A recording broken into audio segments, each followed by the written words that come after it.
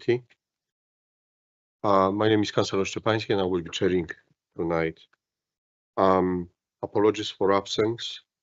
We've got Councillor Patterson for Councillor Cox. We've got Councillor Henry online. Yeah. And that's it. Declarations of interest. Any declarations? No. Thank you.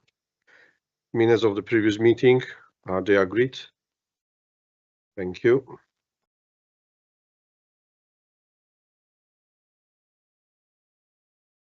And item 4, update.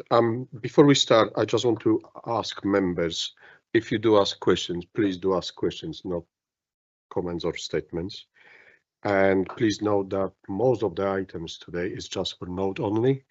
We've got just one item where we have to agree the terms and the policies, so please do stick to that. Item 4, fraud update, and we are asked to note the indicative fraud plan for 26-27 and note the fraud update for activity during 25-26. I will hand over to Kevin for update. Thank you, Chair. So this report, two things. So it is a very brief and it is a rough guide in terms of how I intend to use the resources that are given for fraud.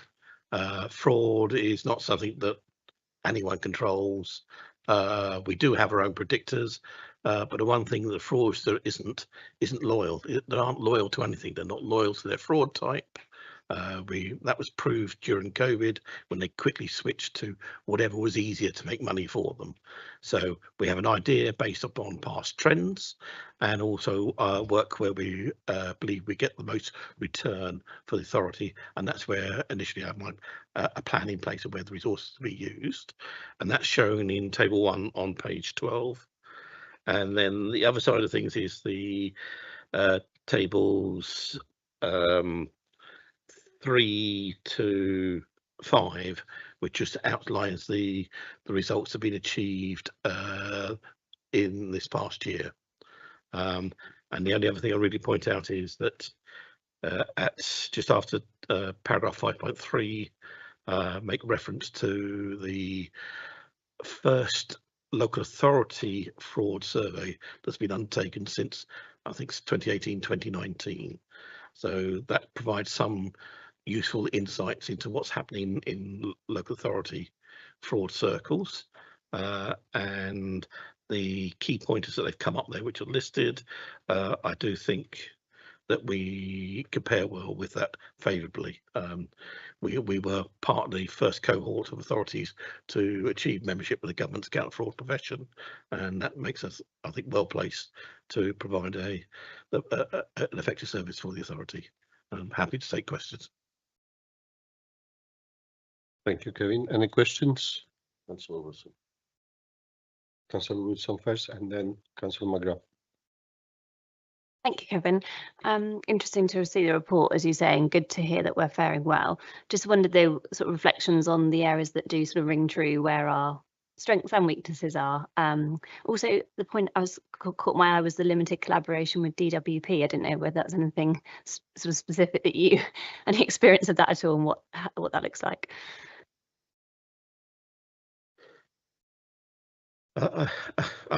I'll answer the last one very briefly, very quickly. It does stem from when responsibility for housing benefit fraud, which is a very localised issue, was taken back in by the DWP. Protocols were put in place for both organisations to work together, and up and down the country, there are comments that has already come through in the survey that the dialogue is too much of a one-way process, where the DWP will engage when they're happy to do something, want something. Now for the local authorities, our amounts are smaller. Our concerns are around the council tax reduction side, where usually involves other wider vertical benefit frauds that they've been more interested on, but it's very difficult to get them actually engaged in supporting that work. And sorry, the first, remind me the first part, sorry. The first part was more just strengths and weaknesses, sort of against some of the things that were raised there. You said you feel that you're faring well. I just wondered where the challenges are for us in Merton. So I think, well, as a team of service I've got, when I was involved in setting up what is, there's a relatively new apprenticeship for developing investigators, and we are actively using that. We have 5 apprentices at the moment going through that process.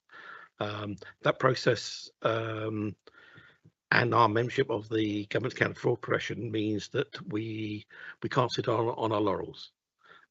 We have the new apprentices, what they're learning, challenging the investigators that work alongside for the peer learning, peer development, and that's a two-way process. It isn't just one way, because they're getting the latest information, so that's really useful as well. But also being part of a wider sort of public sector fraud profession, we've got access to a wealth of information to help support us. So we've talked earlier about the AI fraud threats. There's lots of work being done on that, but those things have been done centrally through largely the government departments, HMRC.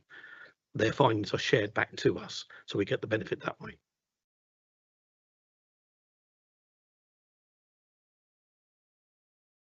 Yeah, just a quick question. So I noticed you said that the temporary accommodation was growing in importance and you're putting extra resources into that. So when you go and do the verification visits, you're checking that the right people are in, the people we think are in the temporary accommodation are actually there?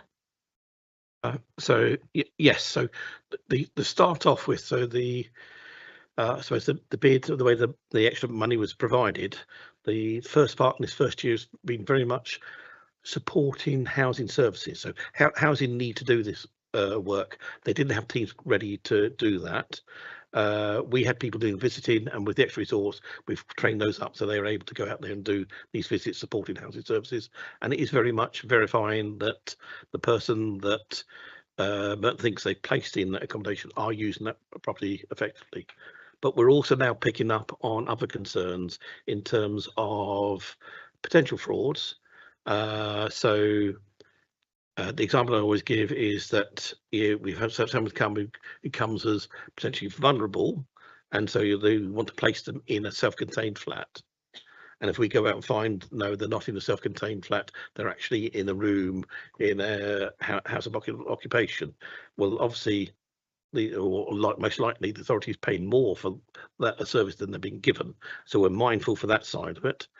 We are also looking at now feeding back issues about the standards of the accommodation. It isn't part of our role.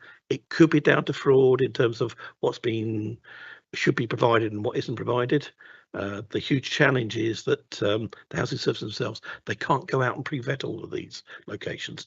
They especially the short term, they're competing against the rest of London, and it's a choice between, do we provide a roof over someone's head that night or that week, or do we delay that because we've got to go out and check? So obviously they're torn between that. So we're picking up those as well. So we're picking up potentially some safeguarding concerns on these, and some referrals have been made through. Thank you, Councillor Oliver. Thank you for the report. What's polygamous working? So that's an individual claiming multiple jobs at the same time. Oh. So not here, but it was within our partnership. We did come across someone in the sort of post-COVID area where they had 5 full-time jobs.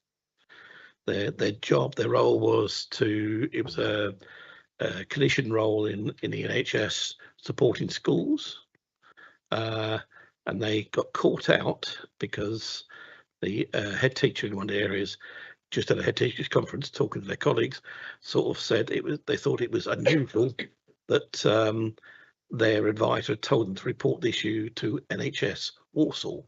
Surely there was something more local.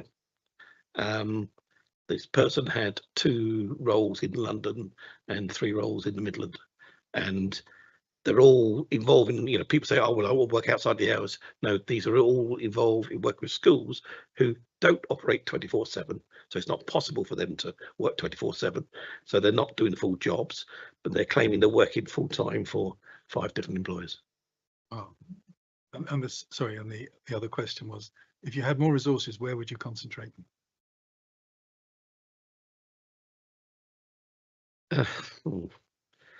I think little extra resources. I think I would have to, if we could, look more at the proactive side. So yes, the use of analytics is growing and growing fast. There are new fraud skill sets involving maximising the use of that. So get people trained up that way, so we could better understand our own trends of what is good or what is normal and what isn't. So that rather than investigating out fraud, we're better to spot weaknesses so that the controls can be enhanced. So that's the area I would like to say more fraud risk assessment work up front on new schemes. So like designing out fraud. Thank you. Thank you. Any other question? Councillor Manji?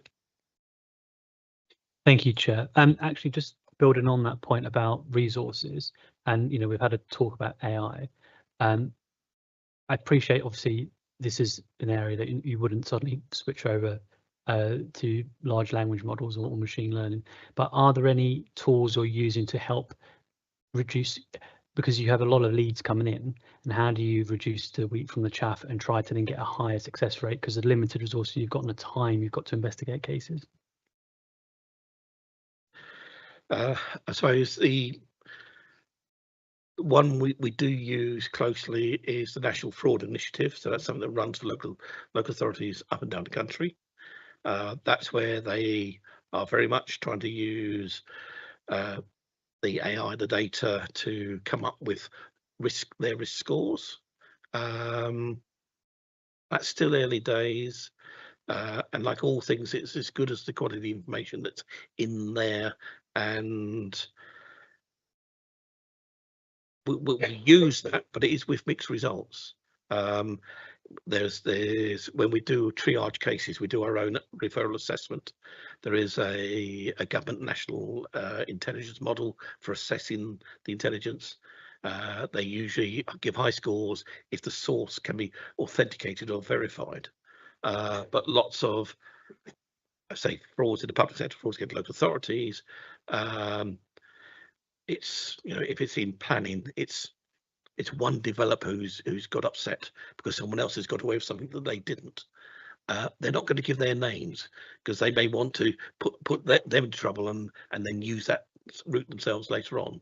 So it's very hard to say as I say, too early for me to say whether we can get good enough results out of that to focus it. But it's one that, as I said, we do need to learn more about and hopefully make progress on.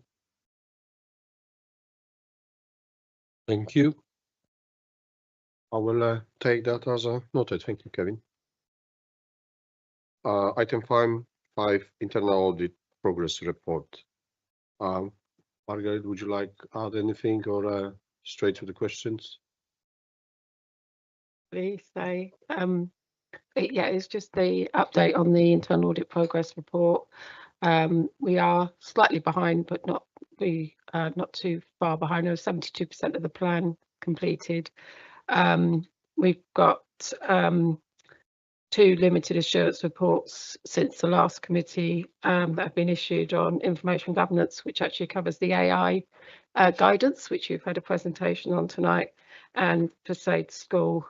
The outstanding, the priority 1 actions has produced from the last committee, so we now have 10 outstanding, and we have had updates on all of those actions that will due to be implemented in March to May this year.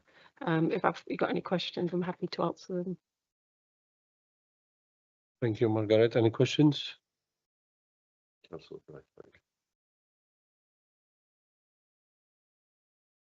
Yes, thank you for the report.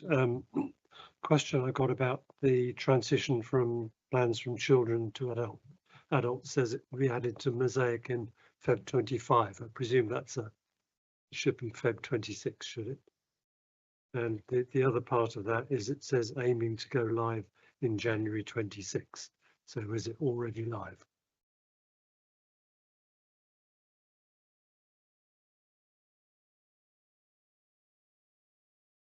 Sorry, yes, that February should be 26th.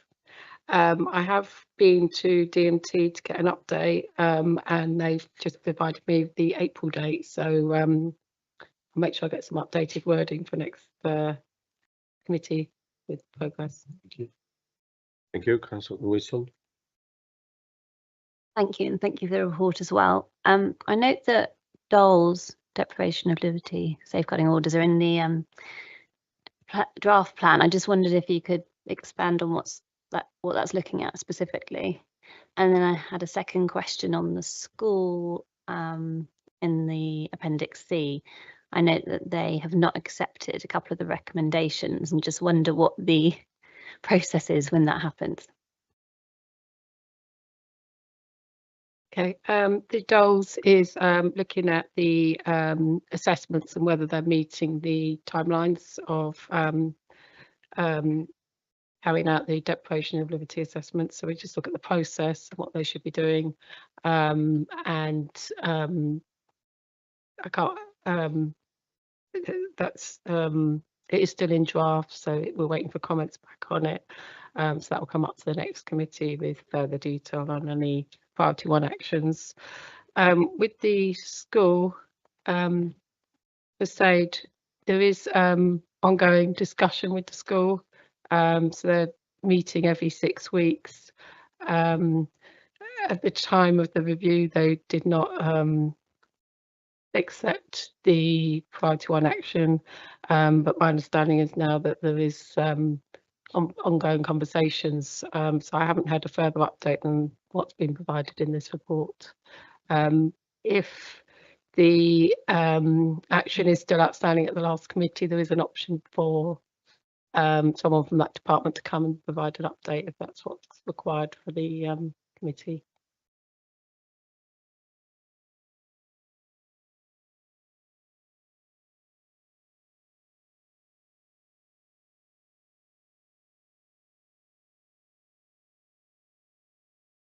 Policy and guidance. Is that something that could be circulated to the committee? I think that might be interesting for the committee to see. Yes, I don't see any problem with that. I will ask the IT department to provide it. Thank you. Any other question? Councillor Oliver. Thank you for the report. Am I right in thinking that you're a direct report to the finance director?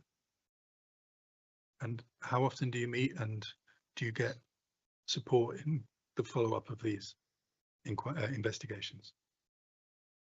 I have regular one-to-ones with the executive director, usually monthly. I've also got access to meet him as often as I need to if I have any concerns.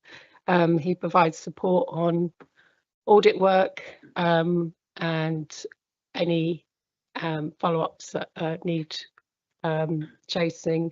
I can mention to him, and he would support me, provide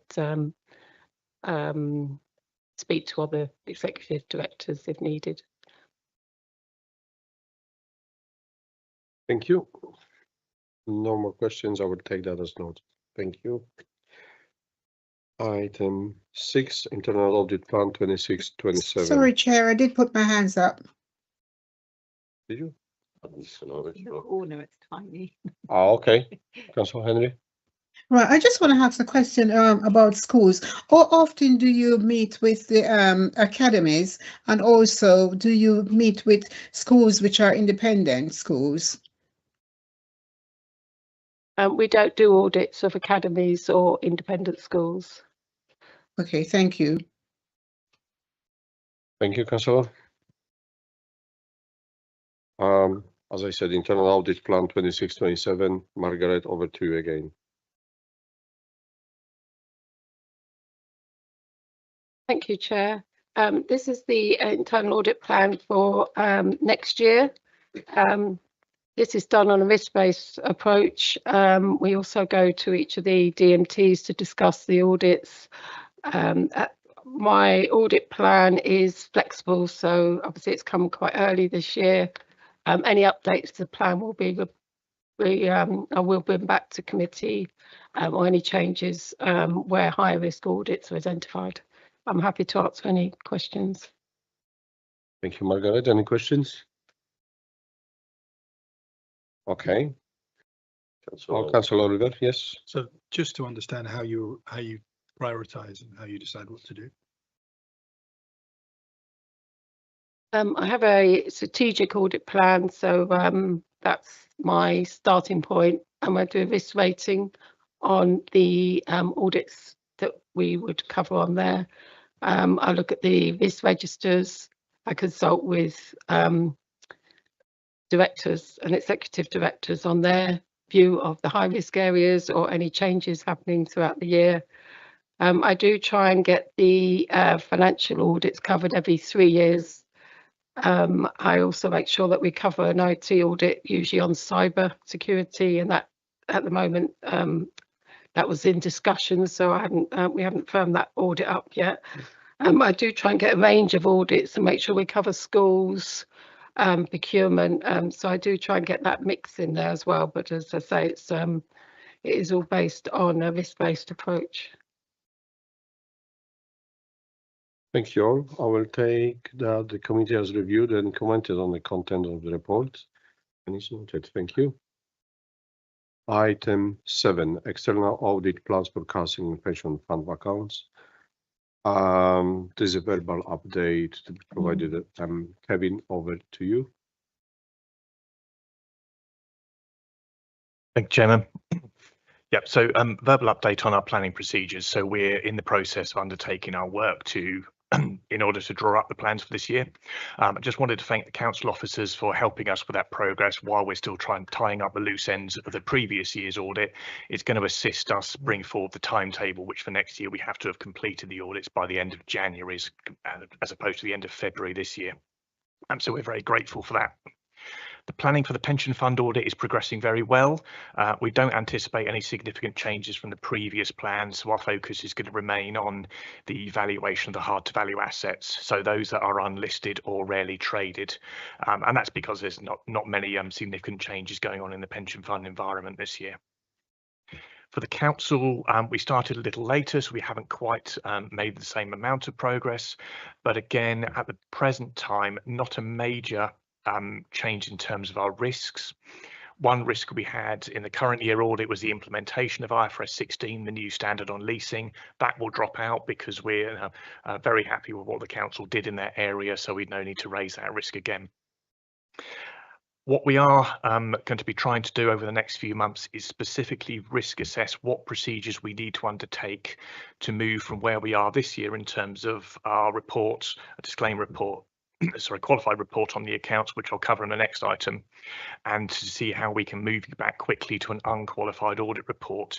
We're trying to follow the government's directive to concentrate our resources on those authorities that are best placed to get back quickly to that unqualified position, which is the category that you are in. So moving through those processes, and we will be able to bring those reports, I think, to your next meeting, which I understand is in July.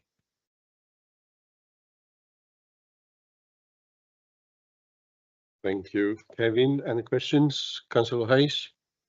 Yeah, there was a question from a member of the public, the full council the other week, about pension fund investments and that.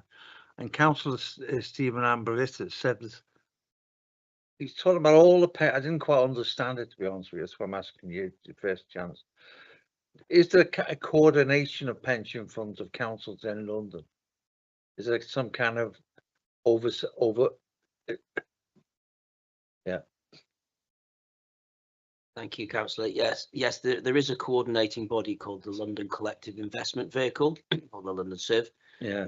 And they are becoming more responsible, and from the 1st of April will be taking over the investment responsibilities for all of the 32 London pension funds, right, including Merton.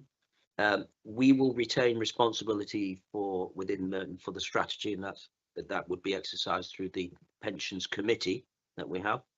But ultimately, and our investments that are currently that we have in line with our strategy will be absorbed into the London Collective Investment Vehicle.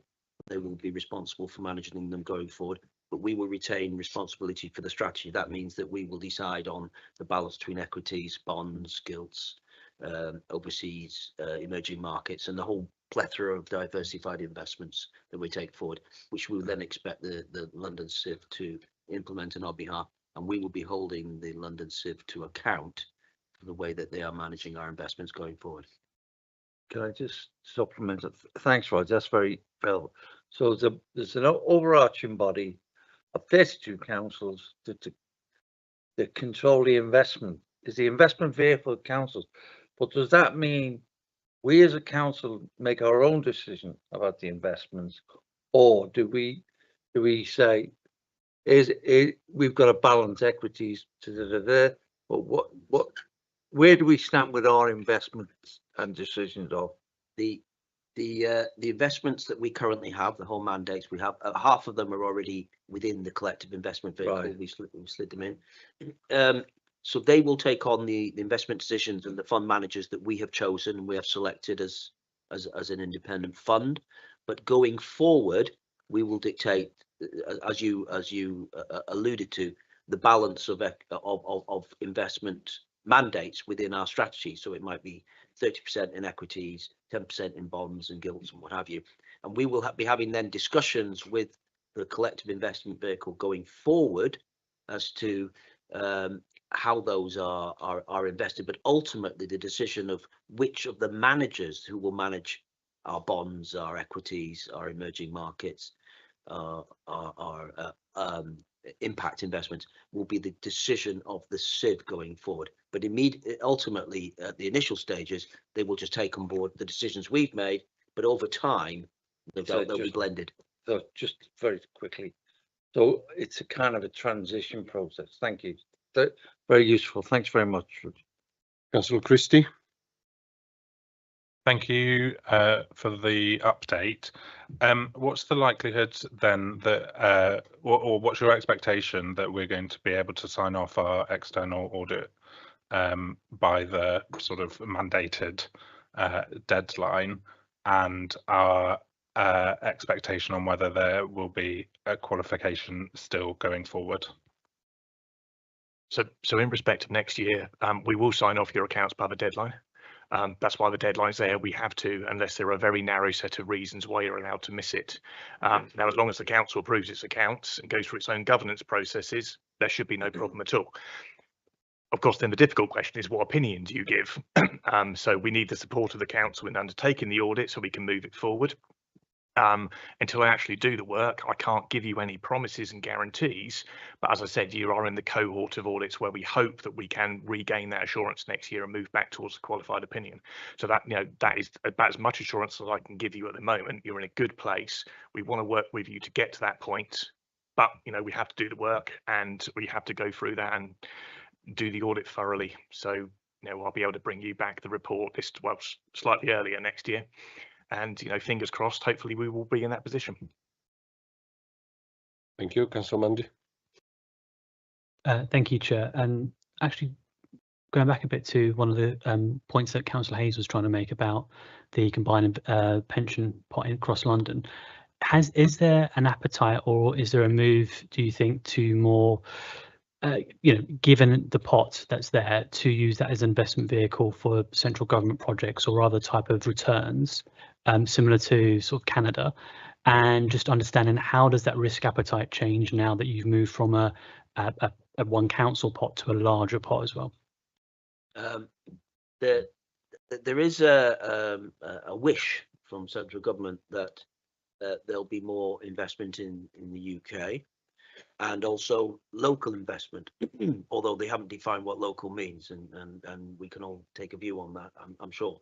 But there will be a press to local. Local may mean Greater London, in our context. But there is a desire for a greater proportion of pension funds to invest in UK. and they've set some sort of soft targets around that. I have to say that the Merton Fund is already well above that target in terms of investment in the UK. What I don't envisage them doing is to, if you like, take that money and direct it into UK PLC in terms of directed investments in that, and that would be quite a step if they did that, in terms of remembering that the pension fund pots are really for the members. It's the members' money, if you see, rather than the government's. So that there is a wish that more investment is made in the UK and indeed locally, but Merton is already well ahead of the game in terms of decisions it's made around those targets. Thank you, Councillor McGrath. Two questions, if I may. One of which is there's lots of references in here to the DSG and the issues there, and the government's just I think issued some new rules or what it's planning to do on the DSG. When would the implications of that be reflected in Merton's accounts? I don't expect a detailed answer, just a sort of general answer. And the second one is to do with disposals of assets. The council is using some of its land to build social housing, as we know. Does that count as a disposal of assets? And if so, at what valuation is the land disposed of? Thanks. With regards to the DSG, yes, there has been a recent announcement. The government currently maintains what they call a statutory override, and that will maintain until the end of March 28. What that does is it keeps apart in the balance sheet the unusable reserve, and it's going to be complicated here, which is technically the DSG cumulative deficit that has arisen over the years from the need to fund that deficit, to pay for that deficit. And that's being kept apart in the balance sheet. So for those authorities, say, who haven't set aside the money or to match the DSG deficit, that statutory override keeps them apart in the balance sheet. And when that statutory override ends, those two come together. The government have announced support for those councils, for all councils who have DSG deficits. In Merton, as you know, we have set the money aside, and so we're in a much more favourable position from that point of view. But to answer your question, that statutory override will continue. So in our accounts, you will see the rising deficit figure, which will be an unusable reserve, and that's how they've accounted for it. And you will also see on the other side the reserves that we've set aside to match that reserve. Although going forward, that will now be in the form of government grant. So that's how that will work going forward until that ends. The post March 2028, there is an intention from the government. As yet, we're waiting to see what the detailed plans are to take on the overall ongoing burden of SEN and the deficits therein going forward. So we wait to see detailed plans on that. Your other question on disposal of assets, yeah. If we apply land in terms of regeneration, that would it would depend on the terms we have with the contractor in terms of whether we retain ownership of land or whether we give it as part of the development agreement. So it would depend on the small print from that point of view. But if we were to give the land to developer and enable them to regenerate, say, Morden or what have you, then that would count as a disposal at that time. What valuation? It would be the economic value of value of the land, because we would want to get the maximum obviously benefit from that with regards to how we set up the development deal with the developer at the time.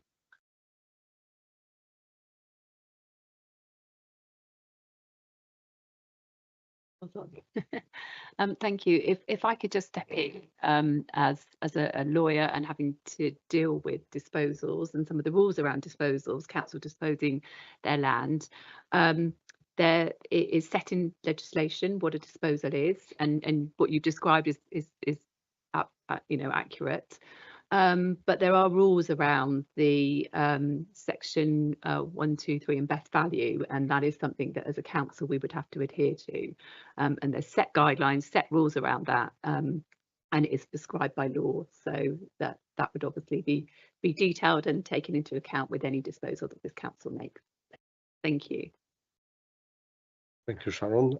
Councillor Oliver. Thank you.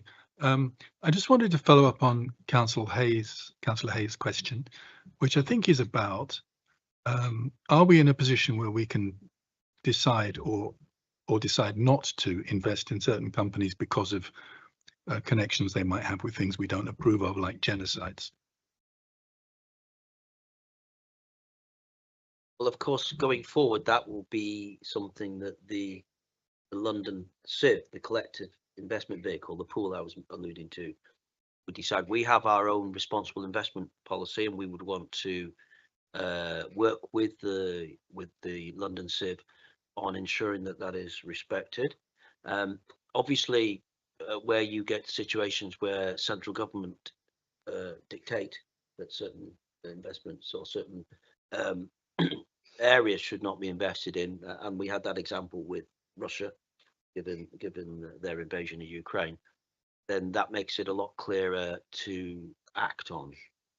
But going forward, it will be down to the London CIV to set those particular strategies that we will work with.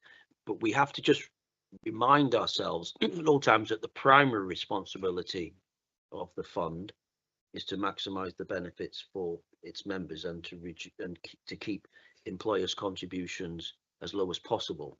Now, I'm not saying that precludes anything else, but we do have to remember that's one of the fundamental requirements of the fund.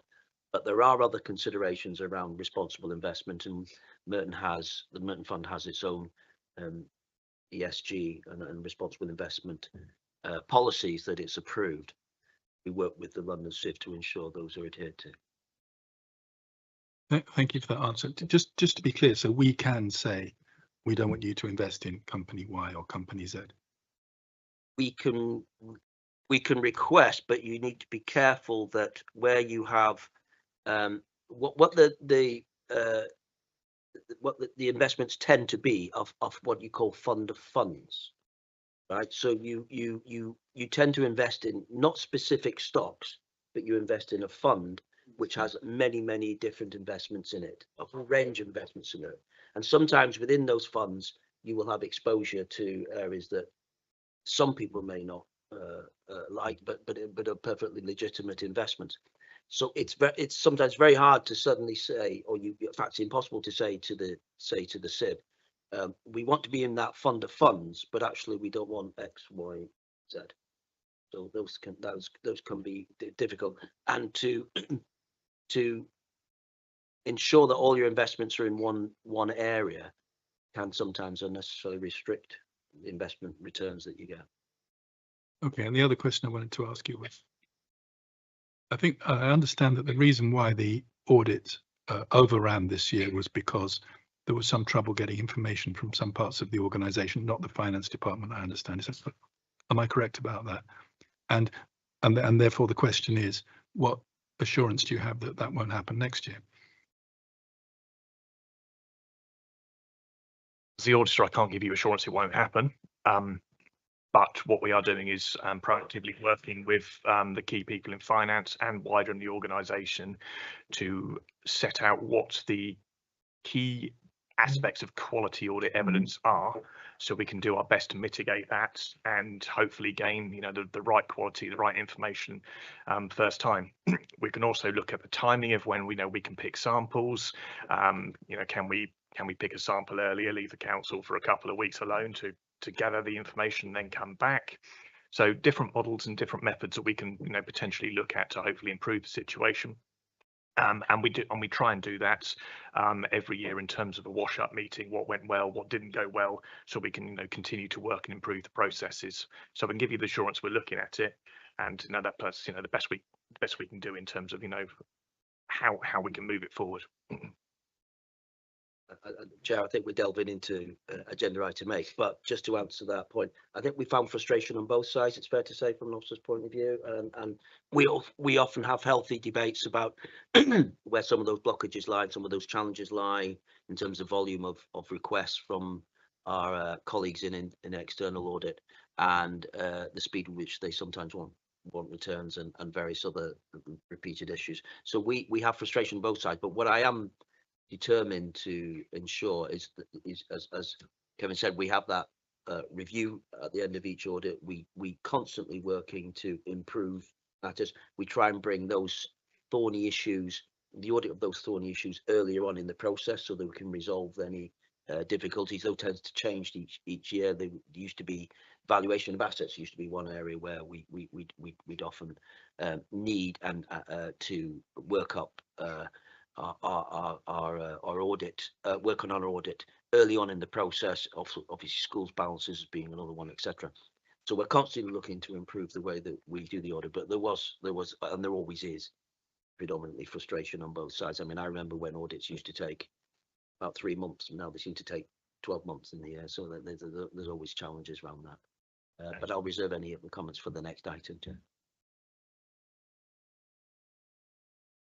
Again, the comment for council auditor's question, because the officers have no intention to delay any information. Sometimes the audit requests are very volume and it takes time to collect all the information and submit it. Just to remind the committee, we always completed the account and published on time, on due date. And even the delay on the audit is most of the time, we try to give most of the information on time, but obviously either staff on holidays or probably we have to wait for information from the other department is the one that's causing the delays. Thank you. Last question, Councillor Henry, online. I think, okay, I hope this is relevant in this case. I just want to ask, we were very successful in the CHAS. I'm just wondering whether or not are there any other funding or any other saving we're putting aside that in the future we maybe end up having such a success again? I think there's two elements to this. I think in terms of future CHAS companies that we'll be running, that would be like lightning striking twice in many ways. I mean, it was a tremendous, maybe not lightning striking, but it was a tremendous deal for the council, and I can assure Councillor that money is invested very, very safely and very securely, and is enabling Merton's finances and the budget to be in a much more secure place than it would be if we hadn't sold the company. And that money continues to be investment very much long term, so that we can, as interest rates reduce, those rates will be maintained, because we own government gilts and we'll hold them to the end. So we are bucking the trend in terms of interest. So that money is very well securely funded. If we can find a company that we could sell for that value of money, I would seriously like it. And please be assured, we are constantly looking for those opportunities. But things like CHAS come along probably once in a lifetime, I think it's fair to say. Thank you. Thank you, Roger. I will take the item as noted and swiftly move on.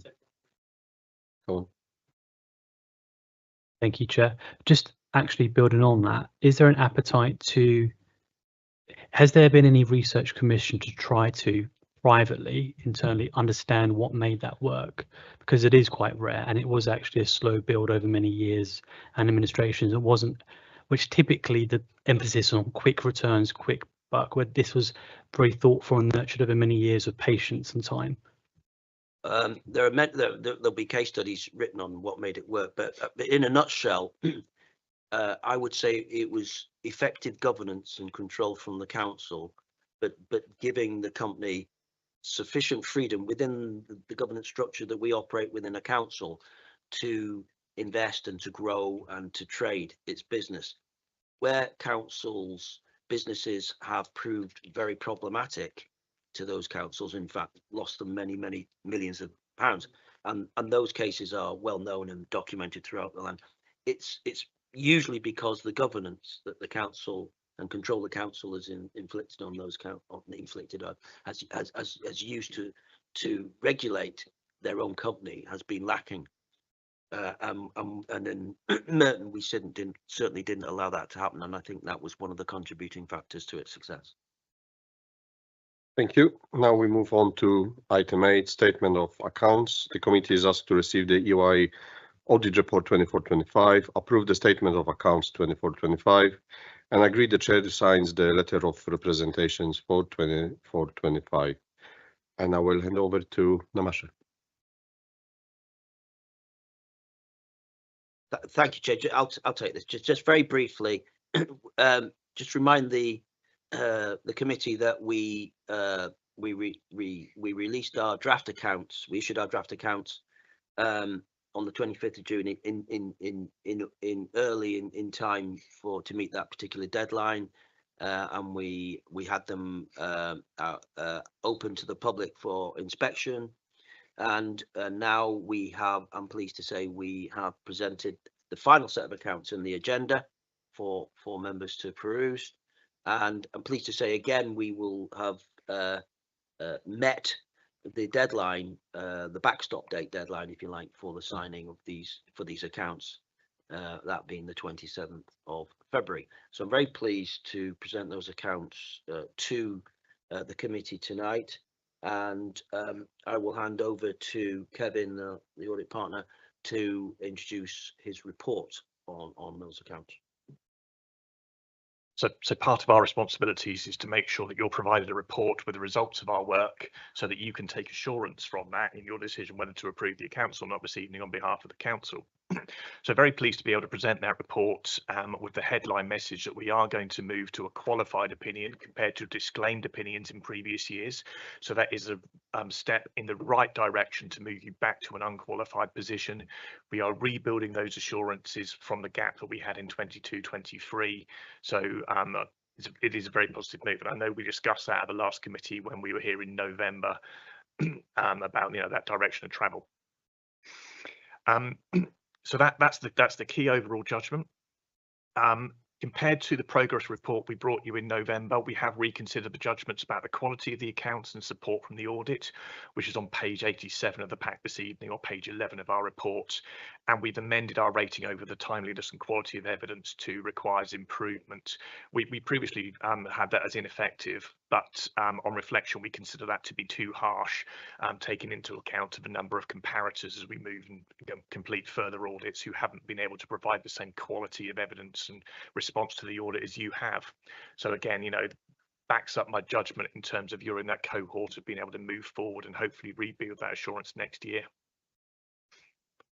So that's all I wanted to say in respect to the report on the agenda, just to give the committee members the assurance as well that your accounts do also include the pension fund accounts. We had a similar report for the pension fund that went to the pensions committee on Monday night.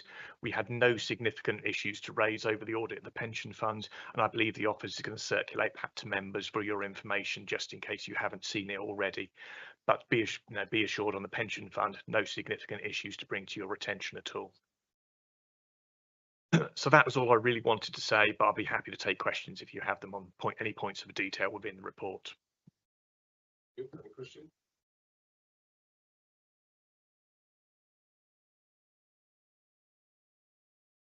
Bit worried that there's so much requires improvement on your executive summary. So we say quality and completeness of the draft financial statements require improvement. Quality of working papers require improvement. Timeliness and quality of evidence requires improvement. Is that something we should be very concerned about? No, I don't think you should be very concerned. The trouble is with requires improvement. There's a very big spectrum between, not quite perfect all the way to absolutely terrible, and you're not at that end of things by any means. So yes, we think there could be some improvements, which we just discussed in sort of the previous item about how we're working together to make those. Noting that also I agree with the officers that we've got some improvements to make ourselves in terms of what can we do to help an efficient, effective audit. So no, I wouldn't say you have to be fundamentally concerned here. So is there a way in which we could express that more accurately then, say like quite good or something? Well, I'm happy for it to go on the record this evening, and that's my response to your question, which could be, reflected in any questions that might be asked. And of then council. would you like to elaborate on how you can improve? Yes, I mean, we can improve by, setting out our responses more accurately. As Nimesh said, some of our questions were a bit woolly, so yeah, we can improve in that respect to help you support the audit. I think there are a couple of instances where by accident we sent the information request to the wrong people, so we need to make sure we don't do that. So that's certainly something. But we've talked about, doing the wash up of what went well, what didn't go so well, and we will be fully participating in that. We're not pretending we're perfect. We want to do better, and as Roger said previously, audits used to be much shorter and sharper. We want to get back to that position the same way as the council officers do. So by working together, we will facilitate, moving in that right direction. Thank you. Another question? Tamasha?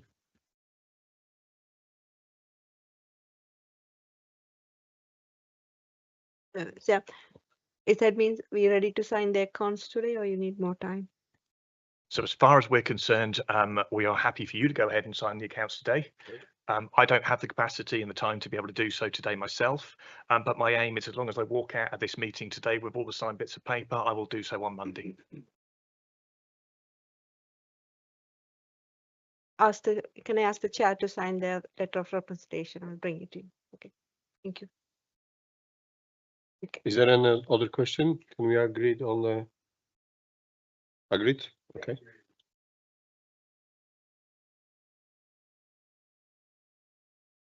Yeah, she'll show me where to sign.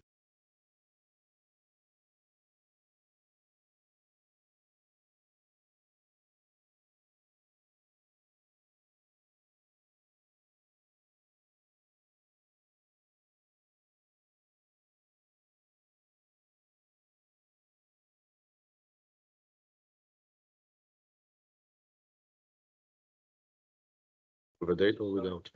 You can they have the date. What would you sign, Carrie?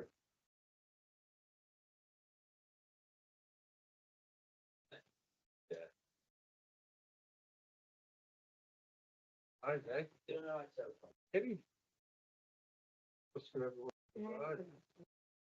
That's for my house. Oh, you're talking football now? Yeah. Really? Okay. Thank you so much. Thank you. Thank you all. Item 9, contingent worker costing. The committee is asked to note the progress made in monitoring and reducing reliance on contingency workers, alongside performance across wider people and workforce metrics. And that would be Polly. Thank you very much, Chair. So this is our kind of regular HR metrics report to you, focusing particularly on our agency spend figures. You will remember that the last few reports I've brought to you have seen a steady downward trend in Merton's reliance on and spend on what we are now calling contingent workers, but agency workers, which saw us bring agency spend down to 19 million in 2025. We have seen a very slight rise in agency spend. So this is the first time that trend's been slightly reversed in the last few years. Between July and December 2025, we had a small 0.5% increase in agency spend. Now, there are two kind of primary groups of workers sitting behind that.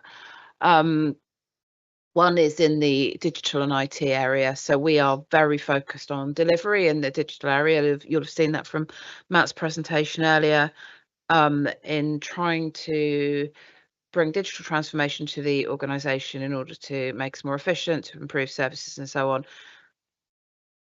Staff with digital expertise are really hard to come by on local government salaries.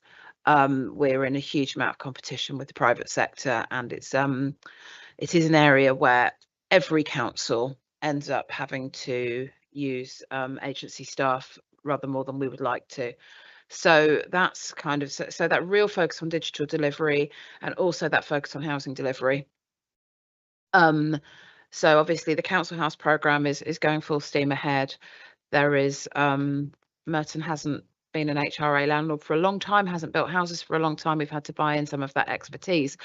There is a solution on the table for that because we, my colleague Jeremy Smalley in Housing and Sustainable Development is creating a new structure for his department, which will allow us hopefully to go out and recruit permanently to some of those senior roles that we're currently filling with agency workers. I think that in some ways is probably an easier nut to crack than the digital thing, which is an ongoing need, and so the level of competition is huge. But those are the two main areas where we're seeing that account for that small increase in agency spend.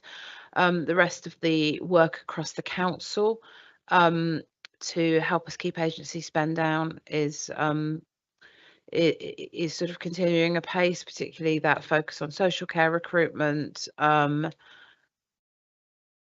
We are also bringing in some new policies, such as the way we pay holiday pay to agency workers.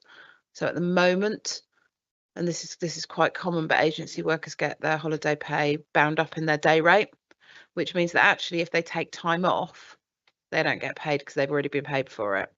So that means that often agency workers are inclined not to take time off, which means we sort of can end up paying them twice. And although we have made a number of efforts to kind of enforce leave for agency workers at certain times of year, which has had a good impact on the budget, what we're going to do from April the 1st, we're changing the way we pay agency workers. So we will disaggregate their holiday pay from their main pay so that they will actually get paid time off, and will allow us to make sure they take their 4 weeks of leave year, which they should be taking for their own well-being as much as anything else, but will also help us to manage that expenditure better. So there's a number of measures like that that we're bringing in, but as I say, there continue to be some areas of challenge around recruitment, but those are ones that we do share with the rest of the sector. The rest of the paper, is the usual stuff around sort of sickness absence and various other HR indicators, and I'm happy to take questions on anything in there. Thank you, Polly. Any questions? Councillor Hayes? Yeah, thank you very much. It's a very good report and very noticeable metrics, as we say nowadays. Is there any plans to deal with when the employment bill? I'm not exactly sure what stage it's at, but it's starting to roll in. I know that. Just wondered, is there any plans to alert the councillors and the council this is happening and this is what it will mean? Because I think, I don't know, but I'm guessing we're fairly okay as a council, but obviously there might be a few heel taps as a result of the employment bill, the act as it is now, I should say. Thank you.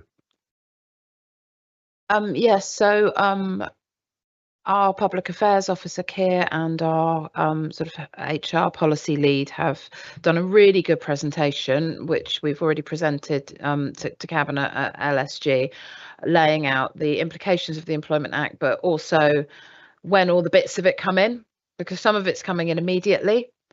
Some of it is very much firmed up and some of it isn't. Now, obviously, as a public sector employer, a lot of the things like sick pay from day one and things that might have a bigger impact in the private sector are things we already do, but there are impacts for us, and we are going to be monitoring the effects of those closely. Some of the things, and I know that you have an interest in, councillor, around things like casual workers and 0 hours contracts and those things. We still don't have clarity from government around exactly what that's going to mean. We have some casual workers within the council, for example, the bar staff that work on the wedding receptions and those kind of things. We don't yet know how the Employment Rights Act is going to impact those employment practices, but we have a implementation timetable and work plan to make sure that we are keeping abreast of all our obligations and monitoring the impact of those changes in legislation. Just a follow-up, Chair. Just the executive director. that presentation, is there any chance of doing a bullet point for all the councillors? Thanks. Very happy to share that with you. I mean, it's comprehensive, but it's quite straightforward. I don't think we probably even need to break it down very much, but I'm very, very happy to share that if people would be interested. I would, yeah. Thank you. Thank you. Shall I hand it online?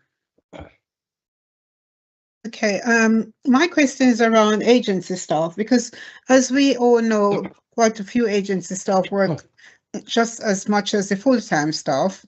And I think what you say that they will not be able to get holiday pay. So can you just explain that a little bit more for me? Yes, of course. So agency staff do get holiday pay.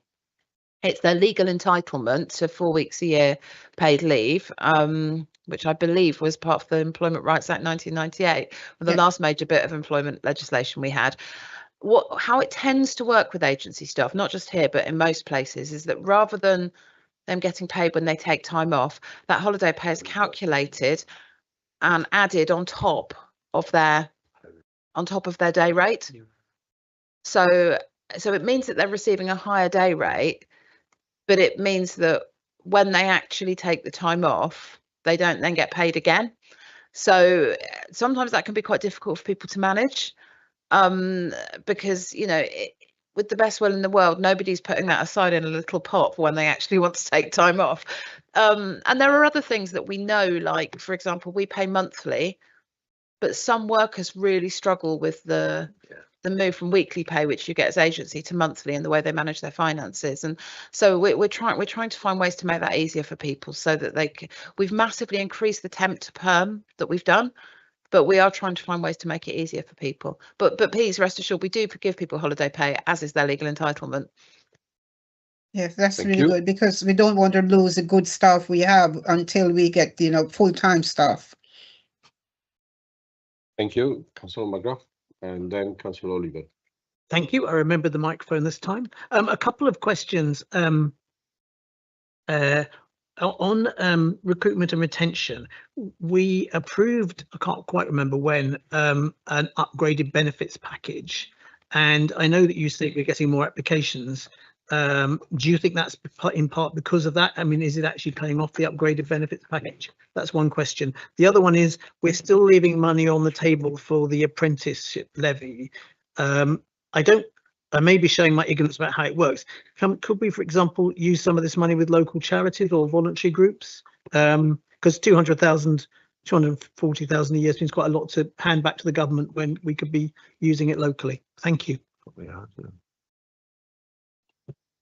So we don't actually have any formal research on whether or not our benefits package is having an impact. So we've not done kind of questionnaires for candidates, but it's perhaps it's something we should do. But we do know that at interview, we know anecdotally that there's a number of things that candidates point to as to why they've chosen to try and come and work at Merton. And one of those things, people have been attracted, particularly by the things that have stood out a little bit in the marketplace, like the grandparent leave and things that not everybody does. Funnily enough, the thing that people say most often to me when asked why they've applied to work at Merton is Borough of Sport, funnily enough, because it stands out and they like it. But it's all about that sense of kind of, what kind of place are you? But I think generally speaking, it's made a good impact in the recruitment marketplace. We can see it in the uplift of application figures. But it wouldn't at all be a bad idea for us to start doing a little bit more formal testing of candidates and finding out how that's landed. So I will definitely talk to Mildred, our HR director, about that. Sorry, remind me. Apprenticeships, yeah. So we're doing much better in spending the apprenticeship levy than we were. Our HR team does work, because, as I say, we are allowed to transfer some of that apprenticeship levy to local businesses and charities. So our HR team are working much more closely with businesses to do that. So we are doing some of that already. We'd like to grow that. The challenge with the apprenticeship levy, and always has been from day one, is that you can't spend it on salaries. You can't pay the salary. It'll only pay for the training. So if people can't afford to pay the 25 grand a year it costs to employ an apprentice, then that's why the apprenticeship levy gets unspent. And it's why as a council, it can be easier for us financially to spend it on upskilling existing staff, which comes with its own challenges because it means they have to reduce their working hours and all of those things. But it does actually, it helps us to, with some of our skills shortages, but we are developing the new workforce strategy. And as part of that, there will be an early career strategy, which will take a kind of a long view of our apprenticeship program and how we use it to.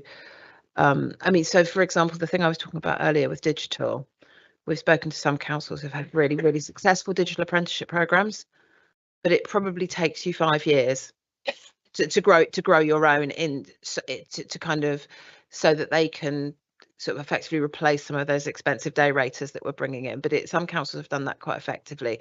So I think that early career strategy will help us to get to make some real progress here. And I look forward to sharing that work with this committee when we get to that point.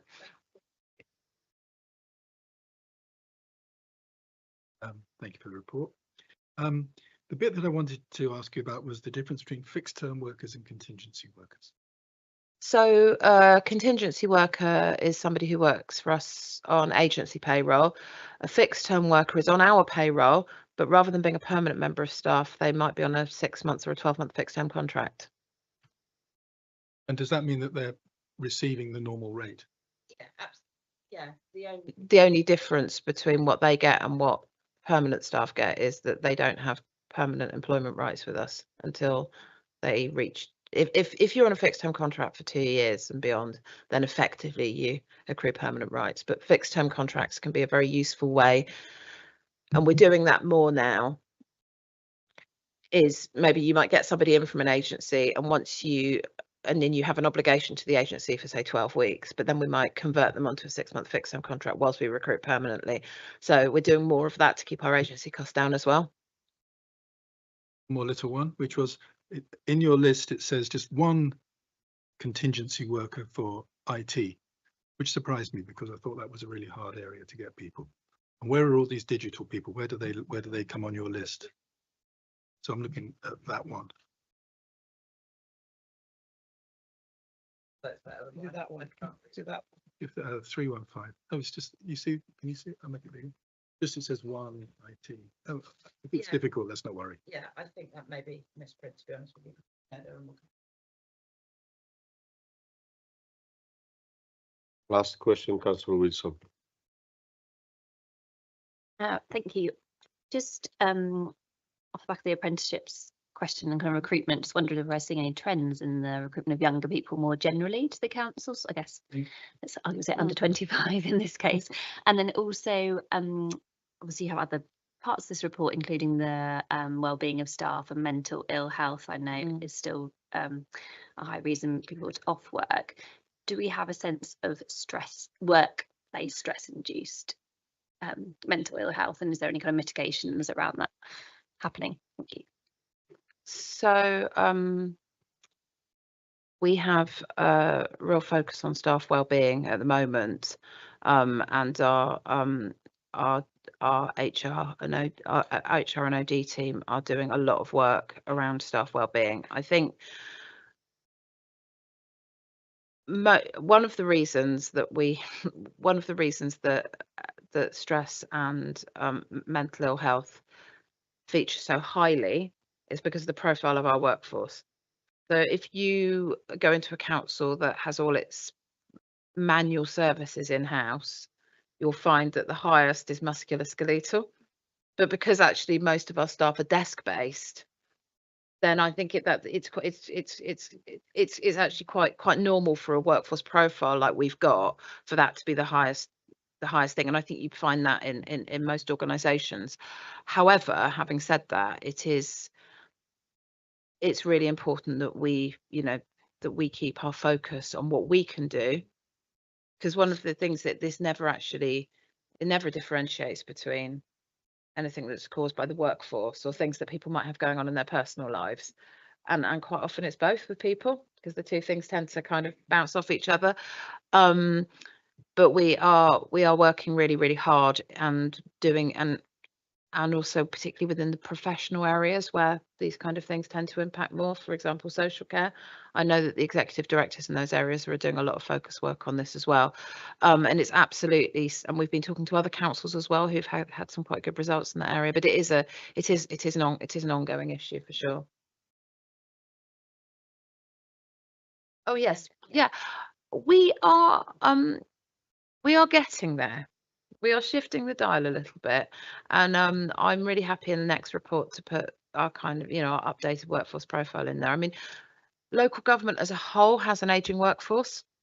Merton does have, it does have an older workforce, and we've, and in some ways that's a really good thing because we've got a lot of experience and expertise, but we also, have a kind of a in 10 years, a lot of the people who work here will be retired. So we have to be building that younger workforce.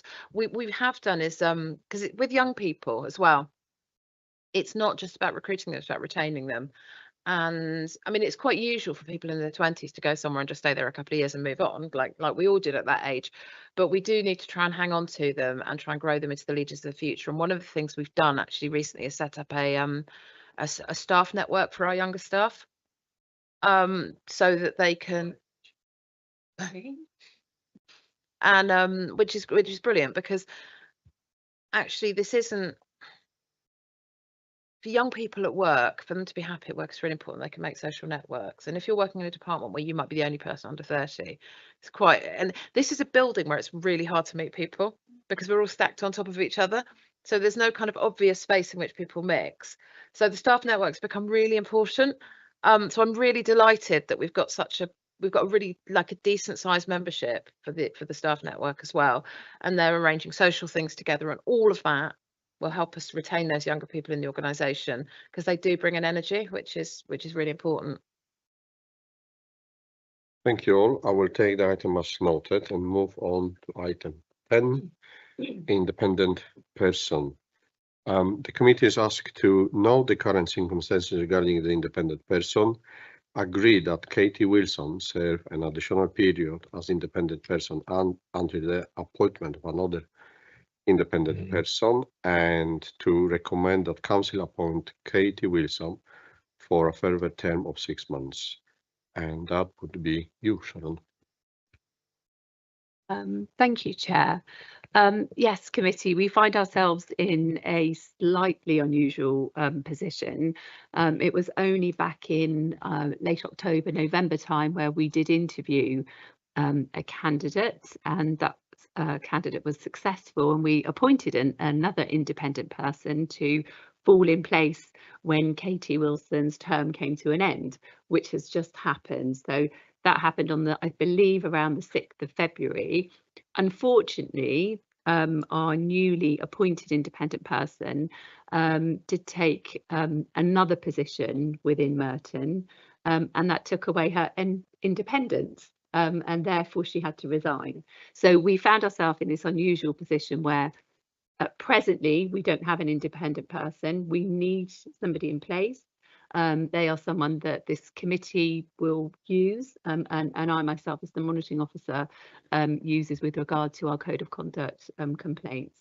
So yes, we ask that the committee again note the circumstances, and again I plead to the committee agree that Katie Wilson serve an additional period as our independent person, and then that we recommend that to council.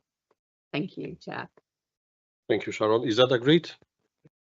Agreed. Councillor Can I Oliver? ask a question before? How do you advertise for independent person, please? So we do advertise, and there are certain publications that we use, and I believe again it's done within our democracy services team, that we use the normal social media platforms as well that people would expect to find those adverts. I've been in this role as monitoring officer for more years than I would like to tell the committee, and I am one of those aged members of staff, and now a grandmother, and this has always been a difficult position to fill, unfortunately. And I have been in positions where we've had to borrow the opinions and recommendations of other councils' independent persons because we've had nobody in place. What we certainly plan to do is attempt to get 2 on board. That's what we would like, and that is what I would like to be able to report back to this committee. But again, we advertise in the usual places and in the normal publications and platforms, but it is difficult. It is difficult to recruit to. But thank you for your question. Thank you, Chair. Thank you. I just wanted to make the comment that I remember last time, the time that elapsed between selecting that person and them actually appearing at a committee meeting was something like 6 months. And it's just, can't we speed that up? Yes, yes, we can, Chair. Now again, the recruitment process that I was involved with, and you were on the panel, Councillor Oliver, and so that happened back in November. She was fully fledged with everything she needed, and this would have been the first committee meeting for her to appear, but she has since resigned. So we are on that recruitment process. I do need somebody in place as quickly as possible, and it's not right that we sit back on and rely on Katie. We're very grateful of her to give us a commitment for this longer period, but that doesn't mean that we're not in the process of recruiting now. And in fact, the good news is I do have some CVs to look at, so watch this space. Thank you, Chair. I will take the item as noted. Thank you.